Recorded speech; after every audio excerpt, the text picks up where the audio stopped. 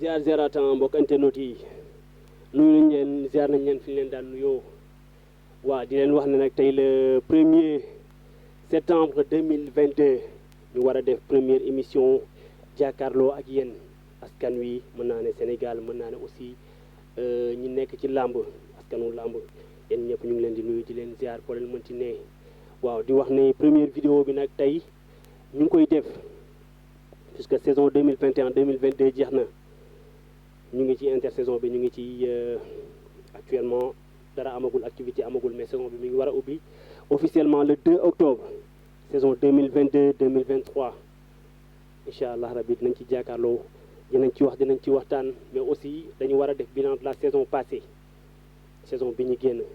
dañ cee war a wax dañ cee war a waxtaan parce que y a beaucoup de choses à dire hein. On a vécu une saison pleine mën naa ne saison bi normalement 9 mois la daan nekk juróom-ñeenti weer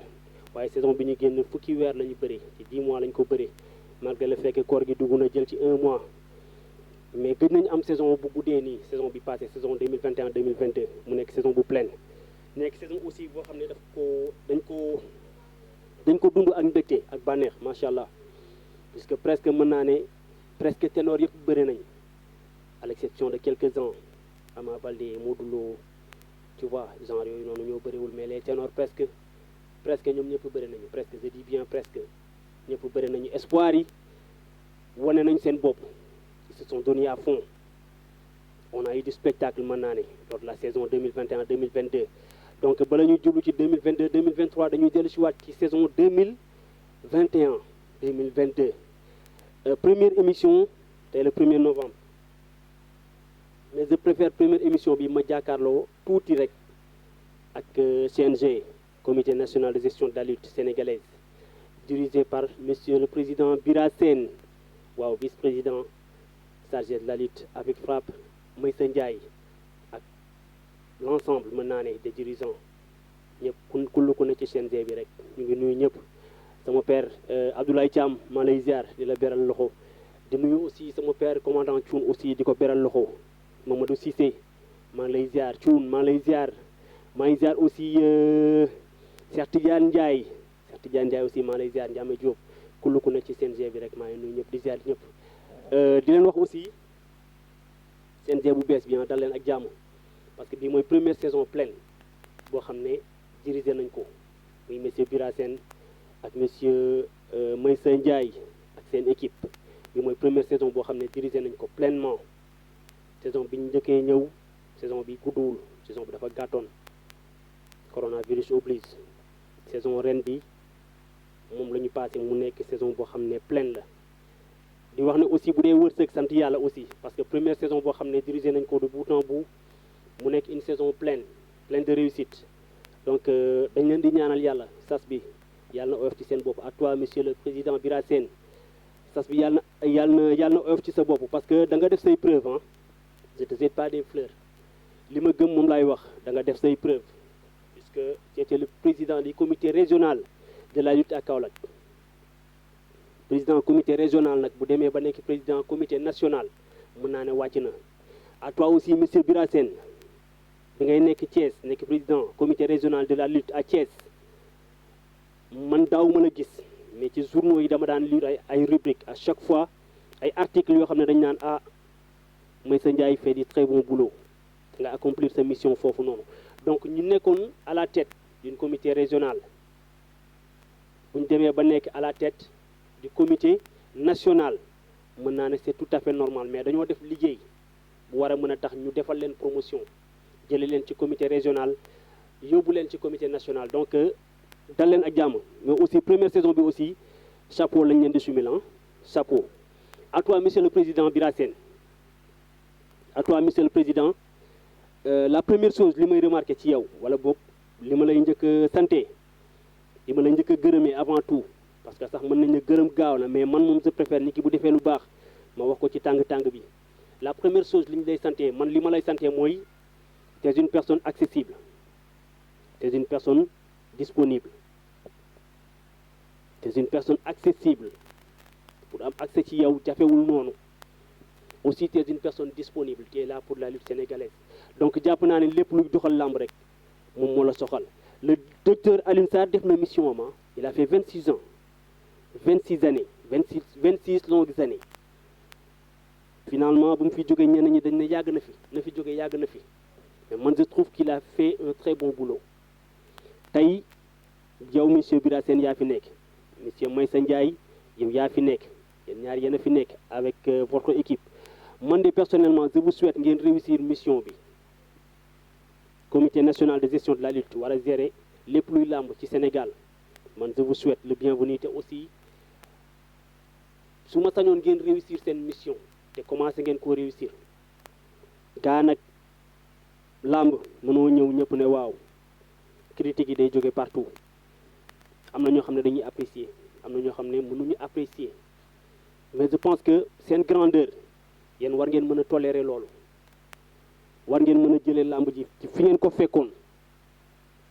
mu des ci même niveau bi wala ngeen yóbbu ko ci lu raw loolu noonu man ci li ma jàpp personnellement donc aussi monsieur Bira Sène qui est une personne ouverte d'esprit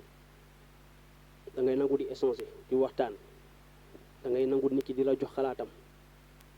donc man je suis un reporter photographe caméraman journaliste si je peux me permettre de le dire ainsi yàgg naa ci làmb yàgguma ci mais mën naa ne moom làmb ji tey li ma fi gis 80% bi mën naa ne fi lañ ma fekk su ma fi fekkee quelques personnes 10 personnes laa fi fekk wala 15 personnes bu dee lu ñuy xayma ci 100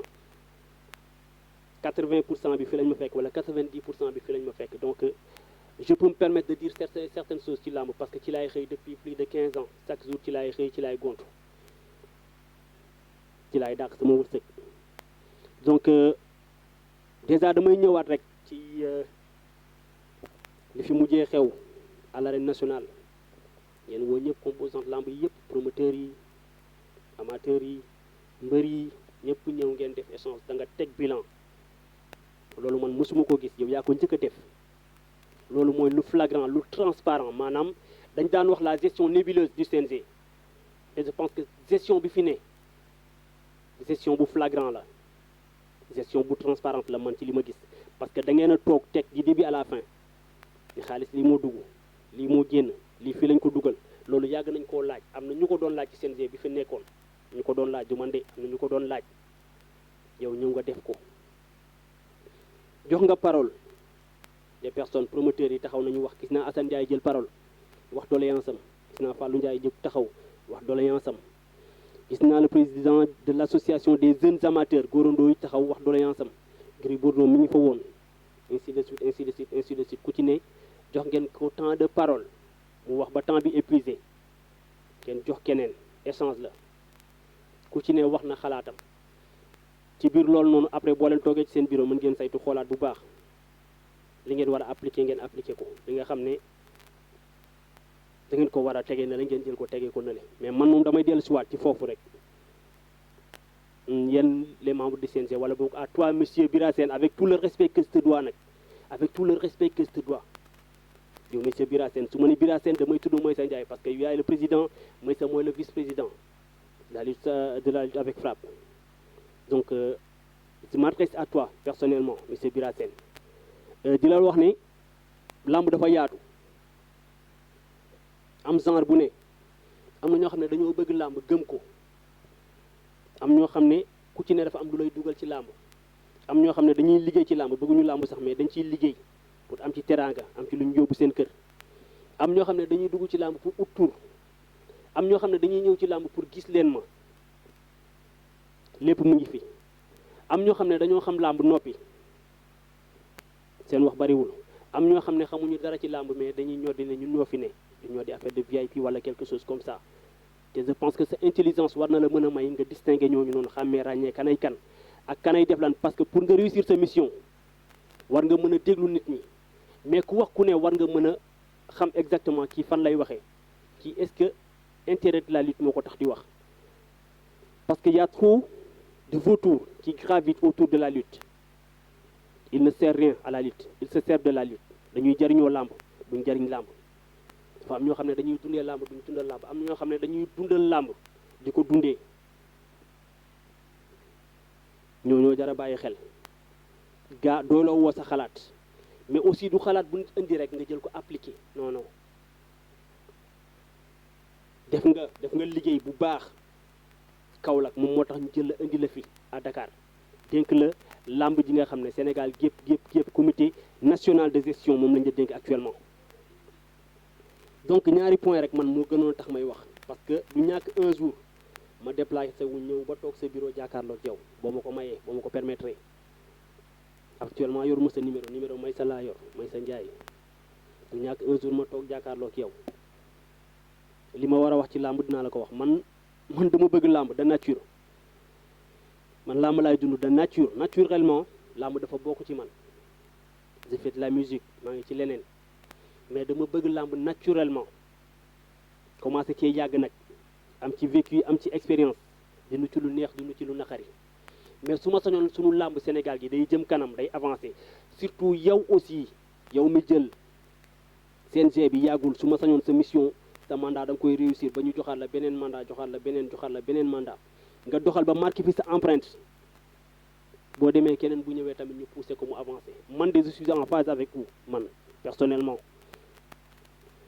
keroog juste ci échange bi dégg naa bi nga jëlee parole am na yoo wax yoo expliqué comme quoi que ne licence su promoteur bi dañ koy jëlee ci 200 000 delloo ko ci 300 000 comme quoi que ne licence su promoteur simple bi c'est à 100 000 francs licence su lutteur bi c'est à 10 000 francs affiliation écurie école de lutte 10 000 francs lépp maa ngi déglu dafa am juste benn point benn zone d'ombre fenn fuy xaw a lëndëm ci man tuuti te loolu ci laa bëggoon développer mooy benn instant da nga liir ci li nga tëgg noonu yaa ngi liir ba benn instant nga ne photographe yi ak télé ñu deful direct yi ñu dagg licence loolu moo ma desee leer te dinaa ci développer man ma wax la ci sama xalaat après lii boo ko seetaanee wala ku la jege bu ko seetaanee moom tamit mu xalaat ci parce que da nga ne photographie ak télé yi deful direct yi ñu dagg licence monsieur Bira Sène avec tout le respect que je te dois amul fenn foo mës a gis ci àdduna la presse war a dagg licence maanaam ñuy fayeku la presse reporter journaliste photographe war a fay pour couvrir un spectacle amul fenn mësul am ci làmb ji docteur Alioune Sarr nekk na fi 26 ans ba jóge fi benn yoon mës na soulever l'idée de vouloir faire payer la presse pour presse bi fay pour ñu dugg stade mais daf ko tegaat ci suuf donc yow ñëw nga junj loolu da nga junj rek jàll parce que da nga ne les photographes ak télé yi nga xam ne defuñu direct ñu dagg licence qu'est-ce que ça veut dire rien avec tout le respect que tu dois nekk je te respecte énormément mais bu dee idée la bu ñu la suggéré xamal ne ki la jox idée boobu idée bi mu la jox baaxul bu dee nit moo la jox idée boobu idée bi mu la jox peut-être bien il cherche à combattre certaines personnes peut-être il cherche à éliminer certaines personnes parce que am na ñoo xam ne dañuy teg politique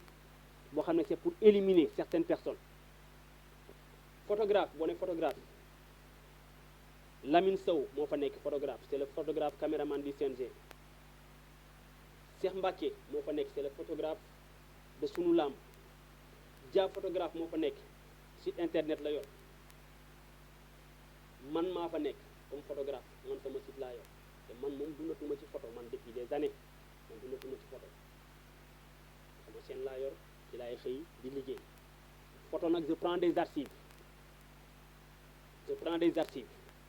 je veux que ce soit bien clair des fois je me permets ma woo mbër ne la say photo mi ngi fii boo ma envoyé 3000 francs ma envoyé la say photo bu dee loolu la man mën naa ko arrêter léegi mais je tiens à vous préciser que ne lamb ji foo gisee 10 photos 8 photos yi Wonderful lañ ko signé 10 photos yoo gis ci lamb ji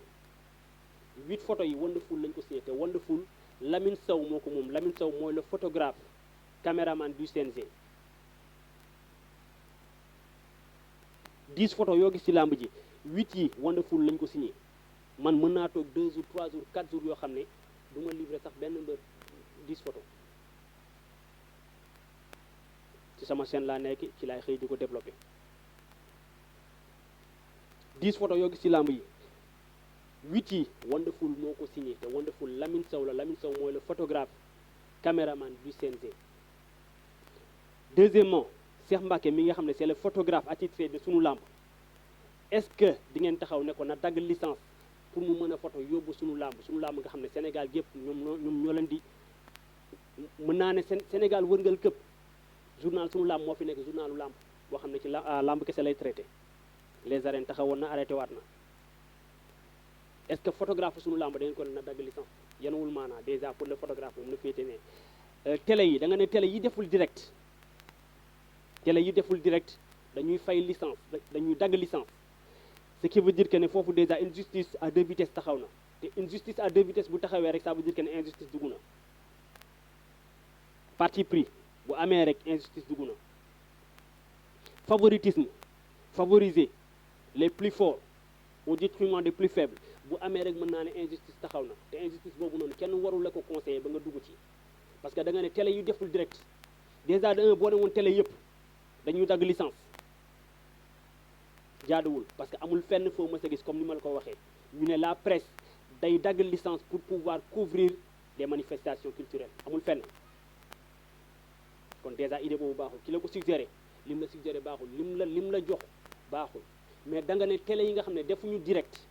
à toi monsieur Bira Sène avec tout le respect que je te dois da nga ne télé yu deful direct ñu dagg licence da nga wax loolu rek passé ci leneen léegi télé yi deful direct ñu dagg licence léegi yan télé ñooy def direct Lutte TV mooy def direct Bantamba TV mooy def direct Fallou Ndiaye bu organisé Kewel Info mooy def direct Assane Ndiaye bu organisé Bawal TV mooy def direct ainsi de suite mën naa ne ñu nekk 4 5 6 scènes quelque chose comme ça bu bëree ba bëri 6 la ma lim ni sax déjà 4 la kon déjà ñooñu ñoo am faveur u ñoom duñu dagg licence ñi ci des télé yi nga xam ne defuñu direct ñu dagg licence ce qui veut dire que ne waaw ay ñoomin wasaare ñu mel ni man ñu mel ni Guédiawaye Info ñu mel ni Jëll bi ñu mel ni ainsi de suite ñëpp dañuy dagg licence ma xamal la gis que ne loolu dafa am ñoo xam ne loolu arrangé na leen dafa am ay reporter ay organes de presse yu nekk ci làmb ji bëgg koo aakimoo bëgg a monopoliser làmb ji bu ñu mënoon dàq yeneen organe de presse yëpp dañ leen di dàq ca xet ñu génn mënuñu ko idée bii ci ñooñu la jóge ba àgg ci yow pour mën a éliminer des adversaires directs jëmul kër de un déjà man j'aurais sax man tax sax toléré tuuti sax nga ne presse bi ñu dagg licence mais da nga ne télé yu deful direct ñu dagg licence kon télé yi def direct ñoom bokkuñu ci kon Bantamba TV Bécaye Mbaye moo ko moom Modou Mbaye consort kon déjà ñooñu am nañu faveur du ñu dagg Lutte TV kon am nañu faveur du ñu dagg licence Bawal TV Assane Ndiaye bu organisé Bawal TV mooy def direct ça veut dire que ne ñooñu am nañu sens du ñu dagg Kewel Info bu Fallou Ndiaye organisé Kewel Info mooy def direct ñooñu tamit du ñu dagg ticket léegi ay SBT ay Lambu Diaspora TV ay Jëll bi ay Dina 7 TV ay Guédiawaye Info ay ñeneen ak ñeneen léegi ñoom ñoo war a dagg licence injustice boobu fu mu tegu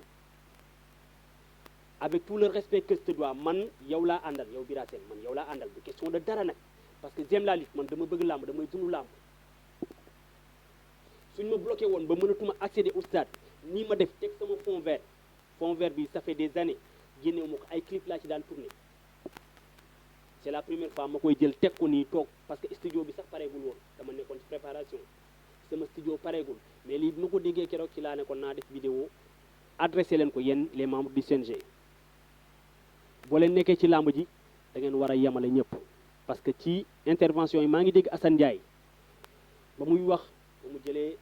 temps de parole dafa ne promoteur yi fi nekkoon des années ak promoteur bi fi ñëw tey waroo leen yemale promoteur yëpp ngeen war a yemale une justice à deux mesures bu ci mës a dugg à toi monsieur Bira Sène c'est un conseil que je te donne maa ngi commencé yàgg ci làmb am na ñu ma gën a yàgg ci làmb nag waaw mais am na lu ma xam ci làmb bi nga ñëwee ci CNG bi déjà premièrement je tiens à saluer l'initiative de monsieur le ministre Matar Ba parce que bi fi Alioune Sarr nekkee ba war a dem il pouvait jeter son dévolu sur n'importe quelle personne mais dafa xool 2 personnes yoo xam ne dañu def seeni preuve ci région yi quoi de plus judicieux que nga génn Dakar dem ci région yi parce que président comité national bi moom moo war a jóg nga dem ci région yi xool ñan ñoo gën a performant benn Maysa Ndiaye yaa ngi dégg ne mi ngi def liggéey bu am solo au comité régional de la lutte à Thiès nga dem jëni si ko indi benn Bira Sène mu wóor la ne mi ngi def liggéey bu am solo au comité régional de lutte à Kaolack nga dem jëli ko indi teg leen ne leen doxal leen man de personnellement man je vous supporte à 100% malgré le fait que su ma gisee lacune damay taxaw wax ne lii kat jaaduwul wala lii kat bu ñu ko tegee woon nii mooy gën mais boo jëlee des personnes yu lay conseiller ci làmb disons nga am ci une personne boo xam ne ci presse bi la nekk un patron de presse koo xam ne dafa yor chaîne YouTube wala yor télé boo ko jëlee teg ko sa wet mu war la conseiller bu ñëwee jëla conseiller dina xool loo xam ne moom mooy doxal ay mbiram kooku waxatul pour intérêt làmb intérêt personnel am moom moo ko tax di wax te xam naa bu baax fi may waxee ñaari télé ñeenti télé ñeenti télé ñoo fi nekkoon ci làmb instant bi technologie avancée na ku mën na créer chaîne YouTube jënd say caméra jënd sa matériel boo amee 1 million mën nga jënd matériel boo amee 500 000 sax des fois mën nga jënd matériel sa classe boobu ma Salim téléphone la ñu yoroon ay ñoom Fadam tout ba léegi téléphone la ñu yor Iba Kane jusqu'à présent téléphone la yor mais mën na liggéey ba jënd caméra ba jënd leneen ak leneen teg léegi noonu chaîne yi ni muy gënee di bari intérêt làmb la làmb bu amee téeméeri chaîne dañoo war a ñëw couvrir ko tasaare ko fépp ci àdduna bi Sénégal gépp jot ci làmb luñ ko gën a médiatiser moo koy gën a jëmale kanam lu médias yi gën a bëri ci làmb dafay gën a jëmale làmb kanam mais y a des personnes yoo xam ne ñu ngi ci làmb ji bëgguñu médias yi di gën a bëri instant bi médias yi fu mu toll arrangé wu leen parce que avant ñaari télé ñoo fi nekkoon ñett y a des chaînes YouTube yoo xam ne instant bi média bi li muy gën a bëri arrangé wu leen parce que ñoom ñoo fi jiitu ñu meloon na ñoom kese ñoo fi ne instant bi jaanaa jóof ñoo fi ne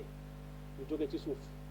te gis nañu ñoo xam ne ñu ngi ci suuf di ñëw ñoo xam ne ñoo leen gën a maîtriser terrain bi ñoo leen ëpp expérience ñoo leen ëpp talent fukki yoon bu ñu mënee éliminer ñooñu dañ leen di éliminer nan lañ koy jaaree fan lañ koy jaaree mooy conseiller monsieur Bira Sène tegal daan ci presse bi foog ñu dagg licence amul benn discipline booy dem ci àdduna ñu ne la presse bi dañuy dagg licence pour mën a accéder au stade wala pour mën a couvrir benn manifestation culturelle amul fenn mais mën na la ko conseiller pour lan moom il a envie d'éliminer des personnes stade bu làmb amee am na fi ay reporters ñoo xam ne bu ñu sañoon 5 organes ñoo fay nekk 6 ñoom kese ñu couvrir làmb ji bu ñu paree dem exploité ko mais presse bi mi ngi yokku instant bi làmb day am nga gis 25 organes de presse yàlla nekk 100 organes de presse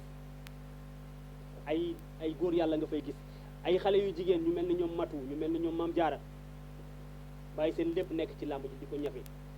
am na lu ñu xam ci làmb parce que am na lu ci dund seen passion la yàlla nañu nekk 100 chaîne yàlla nañu nekk téeméeri chaîne saa yu làmb amee ñëpp ñëw couvrir bu làmb amee Iba Mar làmb am arène nationale 50 dem fële 50 ñëw fii ñu couvrir lépp tasaare ko ci réew mi làmb ji gën a am doole làmb ji gën a avancé làmb ji niñ ko médiatiser football bi bu ko amoon jël yeneen discipline yi fi nekk bu ñu ko amoon jël kon ku la conseiller ne na nga jël teg presse bi pour ñu dagg licence maanaam ñu fay pour accéder au stade lim la conseiller baaxul idée boobu fi mu jógee ci ka mu jaar ba mu àgg ci yow intérêt personnel am moom moo ko tax di wax mais pas pour intérêt làmb nu médias yi gën a bare moom mooy intérêt làmb te yow monsieur Bira Sène avec tout le respect que je te dois encore dama koy waxaat je te respecte énormément bul jël presse bi def ko adversaire boo ñëwee teg règlement boo xam ne dafay xeex presse bi rek déjà koo xeexal nit koo dóor day obligé fayu pour défendre boppam. bul jël presse bi def ko sa adversaire yow presse bi sa arme la war a nekk. gis naa nga def émission sax ak Jili Wasaare accessibilité boobu noonu amuñu ko woon ci docteur Alioune Sarr. Alioune Sarr pour nit gisoon ko c'était tout un problème pour mu ñëwoon làmb c'était tout un problème yow ak Maysa Ndiaye da ngeen na ñëw ba ci biir làmb ji wàcc di superviser affaire yi loolu man dama ko apprécier surtout monsieur Maysa Ndiaye moo waral keroog ma romb ko nuyu ko jël numéro pour lan parce que j'apprécie le boulot que vous êtes en train d'abattre mais bu leen ko yàq ci lenn bu leen jël presse bi def ko adversaire non non jël leen presse bi def ko seen arme jël leen la presse def ko seen arme man maa wax man Seydina Oumar Dia man maa wax ne idée boobu fi mu jógee idée bi nga xam ne moom mooy de imposer la presse ñu dagg licence idée boobu ci reporter la jóge wala ci patron de presse la jóge man maa ko wax j'insiste et je signe idée boobu jógewul ci yow parce que bi ngay wax promoteur da nga ne promoteur licence 300 000 promoteur avec frappe promoteur lutte simple licence 100 000 francs lutteur licence 10 000 francs écurie école de lutte affiliation 10 000 francs mais fee da nga ne les photographes ak télé yi nga xam ne defuñu direct dañuy dagg licence mais ba tey mentionné woo de waxoo licence bi 100 000 la wala 50 000 la am na fii ay reporter ay patron de presse yoo xam ne tey bu ñu sañoon nga ne licence reporter télé yi seen licence 250 000 laa koy kale bu ko defee ñoom ñu yëkkati fay bu ko defee année bi yëpp ñu mën a couvrir làmb ci yeneen organe de presse yëpp ñu éliminer leen c'est pas intéressant ne mets pas la presse contre toi amul benn discipline booy dem ci àdduna ñu ne la presse dañuy fay pour couvrir des événements man personnellement man dama bëgg làmb dama gëm làmb yàlla mi ma tiim doona ma seede billaahi wallaahi wa taala sama soxna mi ngi fi duma bàyyi ma fenn bés bu ma demee stade couvrir làmb damay couvrir làmb ba làmb ji jeex ma génn dem uti dépense bu ma indi joxe billaahi wallaahi wa taala des fois 11 heures minuit laay dugaat ci kër gi yenn ci mbër yi xam nañ li may wax bu te dire su ma demee jour bu may def bu làmb amee bu ma demee stade damay obligé bañ a uti xaalis bañ a uti lu ma indi gàlle pour lan couvrir làmb dañoo bëgg làmb reporter am na fi ñoo xam ne dañ koy dund dañ koo bëgg di ko dund dëggantaan am naa ci lu ma leer am na ñoo xam ne dañoo jàng ba toll ci benn niveau bi def seen formation ñëw ci làmb pour lan bëgg a percer bëgg a am suñu toll ci benn niveau donc loolu yow bu la kenn jox idée boo xam ne da ngay contrer ñooñu presse bi day fay amul fenn presse day dagg licence amul fenn man maa ko wax man Seydina Oumar Dia man maa ko wax man reste à toi monsieur Bira Sène avec tout le respect que je te dois monsieur Maysa Ndiaye avec tout le respect que je te dois presse bi day dagg licence pour accéder au stade amul fenn bu dee photographie yi commercialiser seen i photo monsieur Lamine Sow nee naa la 10 photos yoo gis ci làmb 8 photos yi wonderful lañ ko signé loolu làmb ji yëpp mën nañ ma koo seedeel fii ci Dakar 10 photos affiche yi ngay gis yëpp 10 photos yoo jël 8 photos yi wonderful lañ ko signé wonderful Lamine Sow moo ko moom Lamine Sow mooy le photographe caméraman du CNG Dia photographe chaîne am la yor site la yor Cheikh Mbacké photographe sunu làmb la man sama chaîne personnelle laa yor mais man moom bu dee man ak man rek man photo yi sax mën naa ko arrêté parce que man dundatuma ci photo depuis des années mais bu ñu ne photo bu ñu taxawee di présenter organe de presse yi site yi ñëpp dañuy photo dañuy jël ay photo yoo xam ne dañ koy def affiche pour bu ñu demee bu ñu monté seen vidéo affiche bi ñuy affiché ci YouTube pour boo tapé gis ko miniature bi photo yooyu moom la ñuy photo ci présentation yi am na loo xam ne ay futilité la système la boo xam ne gars yi dañ koy bëgg a teg ci suuf yëkkati pour lan mën a éliminer ay adversaires directs mën a éliminer ay reporters on dit souvent que ne presse bi dañoo bari am na ñoo xam ne arrangé wu leen parce que am na ñoo xam ne bu làmb amoon dimanche nit ñi dañ daan xaar ba lundi ba mardi soog a dem seetaani pour gis combat yi léegi combat day am léegi bu jeexee 10 minutes 15 minutes gars yi dugal nañ ko làmb ji dem fépp ci àdduna kon à toi monsieur Bira Sène la presse def ko sa arme presse bi nu mu gën a bëree ci làmb mu gën a arrangé làmb waxuma la yow de waxuma keneen làmb ci boppam luy doxal làmb presse bi nu mu ci gën a bëree presse bi nu mu gën a bëree ci làmb loolu mooy gën a doxal làmb jëmee ko kanam des fois bu ñu ne réew mi nga dégg ñu ne la presse le deuxième pouvoir kon bu dee tamit ci làmb ji presse bi mooy deuxième pouvoir CNG mooy premier pouvoir comité national de gestion de la lutte sénégalaise presse bi mooy deuxième pouvoir kon presse boobu bu ko jël def ko adversaire ku la conseiller loolu lu la conseiller baaxul man maa ko waxoon Seydina Omar Dia man la engagé man nag je suis en phase avec le CNG lii ma lay wax ni boo ci bëggee xam lu la leer rek laajal sama père Abdoulaye Thiam des fois yenn détails yu ndaw man lay woo ne ma fils ma ñëw mu ne ma lii lan la wala kii kan la ba ci keroog rek yàggul Lat Diop un reporter mbërëm lañ daan ñu naan ko profil dafa tëb ci journaliste yi dugg ci biir dem récupérer mbërëm bañ génnee di ko wër gisuñu ko dañoo ñëw ba ci man ne ma ki tëb léegi ci reporter yi kan la man leen Lat Diop la ñu ne ma anamu ma déplacé ànd ak ñoom ba gis Lat ne ko Lat kaay mu génn ma ne ko waxal ak gars yi da nga def erreur waxal ak ñoom ne leen maa ngi jégalu mu taxaw ak ñoom jégalu ñu ne ko jox ñu sa numéro mu yëkkati numéro mu jox leen après dañ ko négocier bàyyi ko parce que erreur la def rakam moo doon bëree daanu mu taw tëg barrière après mu ngi leen ko bàyyi mu ñu wàcc làmb bi foofu la liggéey kon ay ñoomin Lat Diop fii ay ñoomin dañoo bari nañu ay Bamba Thiam ay Makan Ndiaye fils de Serigne Ndiaye ainsi de suite dañoo bari ay càndum ay Fadel Niang ak ñeneen mi ngi fi dañoo bëgg a prouver liggéey ci làmb liggéeyal làmb jëm kanam nu presse bi gën a bëri ci làmb ji man maa la ko wax presse bi nu mu gën a bëri ci làmb ji looloo gën a nekk intérêt làmb à toi monsieur Bira Sène keneen nag ku la proposé loo xam ne day wàññi presse bi comme quoi que ne presse bi dee leen fayeeku nañu dagg licence presse bi nañ leen imposer ñu dagg licence ki la xelal loolu dafa bëgg a éliminer tes adversaires directs boo jëlee reporter boo xam ne intérêt rek lay dox wala nga jël un patron de presse boo xam ne intérêt rek lay dox boo ko laajee xalaatam genre idée yooyu moom la lay jox presse bi dañoo bari dañuy lëjal nit ñi wala dañuy tànkal nit ñi da nga leen di imposer licence ñu fay non mauvaise idée bul jël presse bi def ko sa adversaire jëlal presse bi def ko sa arme déjà wax naa ko au début nee naa la t'es une personne disponible une personne accessible une personne ouverte d'esprit nag ça ne veut pas dire que ne nit ki lu mu indi rek nga jël appliqué discours boobu noonu bi nga tenir keroog point bi tey moom point bi moo tax may wax ak yow monsieur Bira Sène l'ensemble du CNG équipe du CNG bi yëpp mais yow yaay le président monsieur Maysa Ndiaye mooy le vice-président donc je m'adresse à toi directement dafa am luy doxal làmb man personnellement man Seydina Omar Dia man maa la ne dafa bari il y a trop de vautours qui gravitent autour de la lutte il ne sert pas à la lutte il se sert de la lutte il ne sert pas à la lutte te ñooñu noonu bu dee am na ci ñoo xam ne dañ la jege duñ la mës a conseiller luy jëmale làmb kanam mais ñoom luy feesal seen poste moom lañ lay conseiller donc ñoom seen poste bu feesee yow sa mission nga fayir sa mission bu ëllëgee ci biir fële la ñuy taxawee seetaan la ñun nag man personnellement man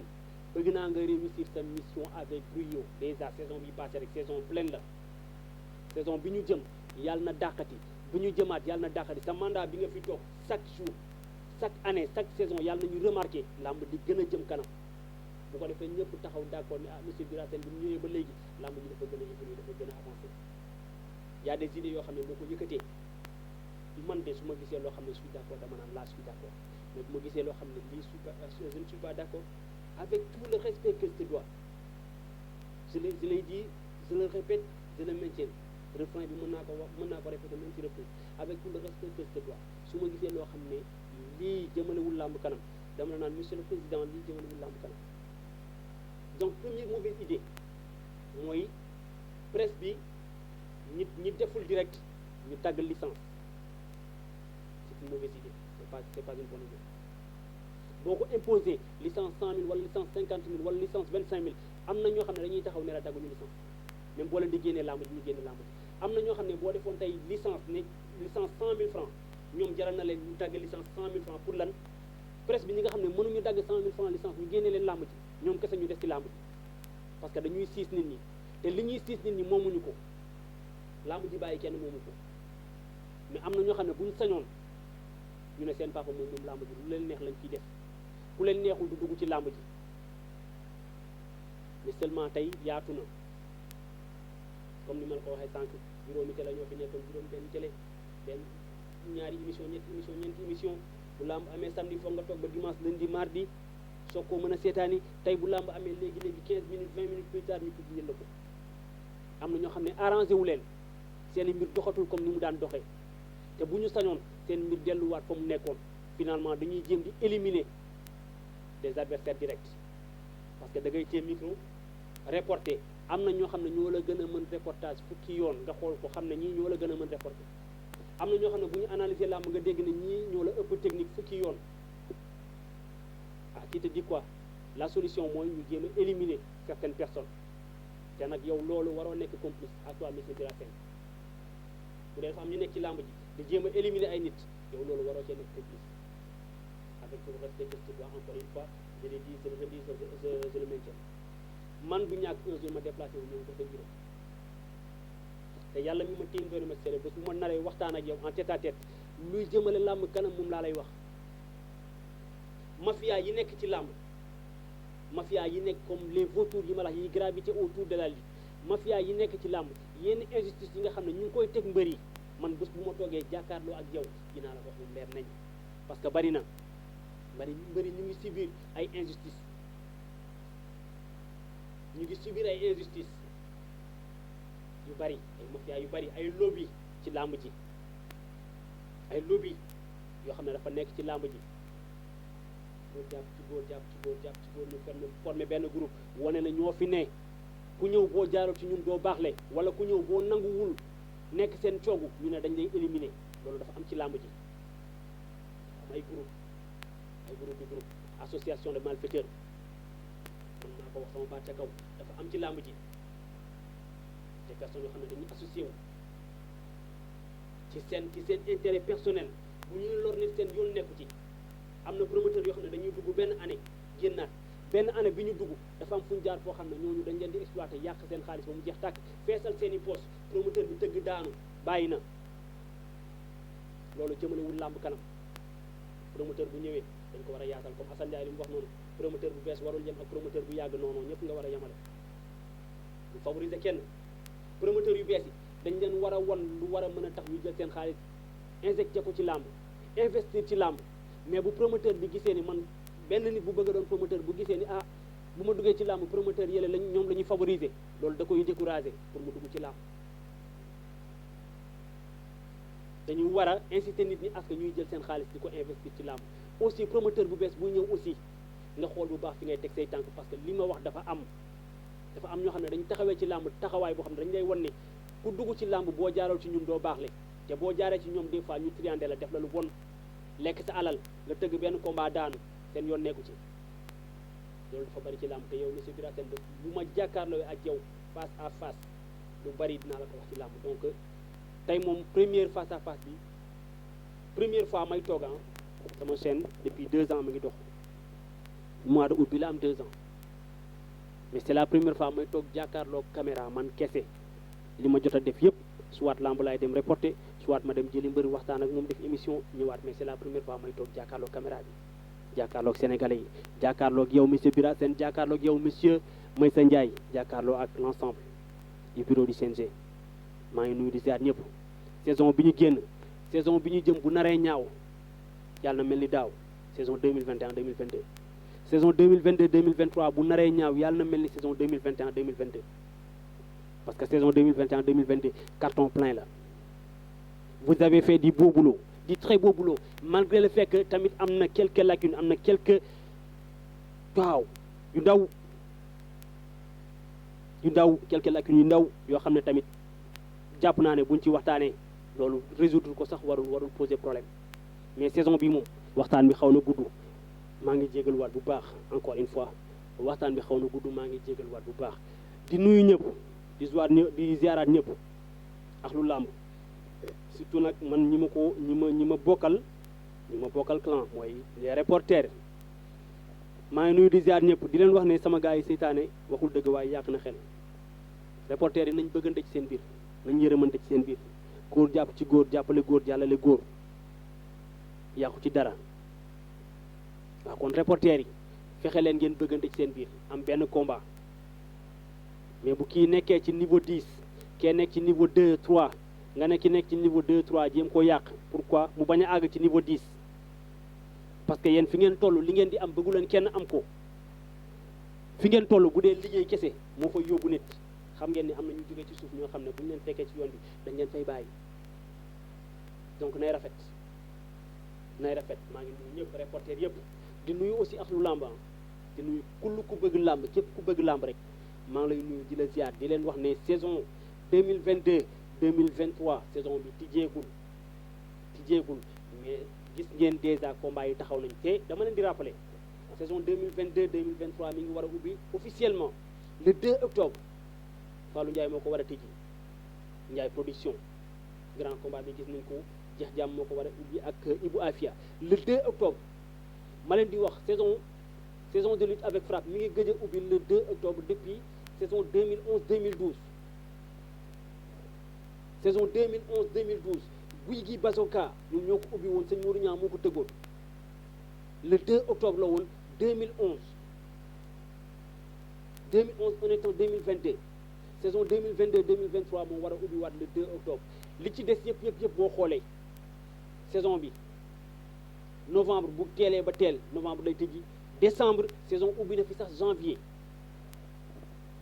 maanaam combat yi commencé ñu war a disputer ay combat bu teelee ba teel novembre décembre la ñuy commencé combat yi wala janvier saison bi le 2 octobre la ñu war a commencé combattre kon déjà ni ko gars yi defee cin bu naree neex bu baxee xeeñ ci cin bi xeeñ na kon à toi monsieur le président bul ñu ko yàqal say doom ñoo fi nekk say rakk ñoo fi nekk say jarbaat ñoo fi nekk encore une fois je réitère mes propos say doom ñoo fi nekk say rakk ñoo fi nekk say jarbaat ñoo fi nekk organe de presse boo gis ci làmb ji télé boo gis ci làmb ji jàppal ne dañoo bañ a def naka sudul noonu moo tax ñu ñëw ci làmb ji di liggéey sàcc ñu fenn triandé wuñu kenn ñëw tee seen caméra tee seen micro fas yéene couvrir événement donc ñooñu da nga leen war a dooleel maa ngi ziaraat ñëpp maa lay delloo ziar encore une fois à toi monsieur le président Bira Sène maa ngi ziar aussi monsieur Maysa Ndiaye Maysa man moom laa gën a sax kii nii tuuti parce que sax moom laa yor numéro monsieur le président Bira yoraguma numéro mais n'empêche incha allah rabbi kenn du sacrifier presse bi kenn du sacrifier télé yu ndaw yi fi nekk comme ni ñu koy waxee télé yu ndaw yi organes yu ndaw yi wala reporter yu ndaw yi kenn du leen sacrifier man ci sama kanam te mu ne fi bu fekkee donc monsieur le président Alioune Sarr monsieur le président Bira Sène autant pour moi idée bi jógewul ci moom dafa am feneen fu mu jógee xalaat bi dafa am feneen fu mu jógee moom xamewu ko noonu su ko xamee woon noonu peut-être bien sax buñ ko ne nii danaa noonu lii lu ci dal kon maa ngi nuyuwaat ñëpp di ziaraat ñëpp ahlu làmb di leen ñaanal saison 2022 2023 yàlla na dàq ci saison yi fi jot a jaar jàngeen jëf sama gars yi